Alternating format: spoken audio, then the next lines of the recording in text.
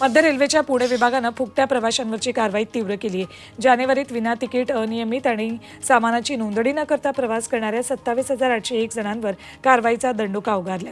या कारवाईतून रेल्वेनं सरासरी 6 लाखांचा दंड वसूल केलाय।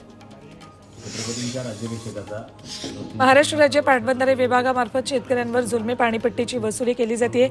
जिथे हेक्टरी 400 रुपये पाणीपट्टी होती ती आता 400 रुपये करण्यात आली। शासनानं शेतकऱ्यांकडून ही जुलमी वसुली करू नये यासाठी स्वराज्य संघाच्या माध्यमातून मंचरमध्ये प्रांत कार्यालयात मागण्यांचं निवेदन देण्यात आलं।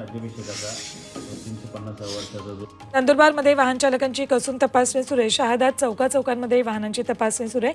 या कारवाईत विना नंबर प्लेट, कर्णकर्कश, सायलेन्सर, कागदपत्र नसलेल्या अशा तब्बल 170 वाहनं जप्त केलीत। त्यांच्याकडून 76,900 रुपये दंड वसूल केलाय।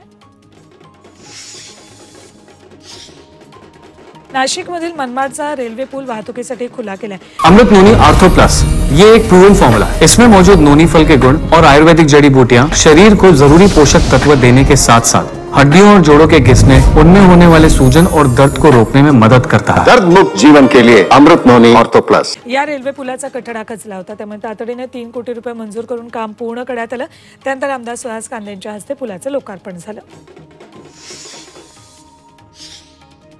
आज दुपारनंतर शिक्षक भरतीच्या प्रतीक्षेत असणाऱ्या उमेदवारांना 20,000हून अधिक जागांच्या जाहिराती पाहायला मिळतील। राज्यभरातील जिल्हा परिषदेच्या सुमारे 1,000 खासगी शिक्षण संस्थांमधील 20,000हून अधिक जागांसाठीच्या जाहिराती आज प्रसिद्ध करण्यात येतील। तब्बल 16,500 जागांवर मुलाखती न घेता नियुक्ती होणार आहे। राज्यात 685 लाख टन ऊस गाळप पूर्ण झालं असून अंदाजे 66 लाख टन साखरेचं उत्पादन हाती आलंय। अद्याप 239 लाख टन ऊस गाळप अपेक्षित आहे।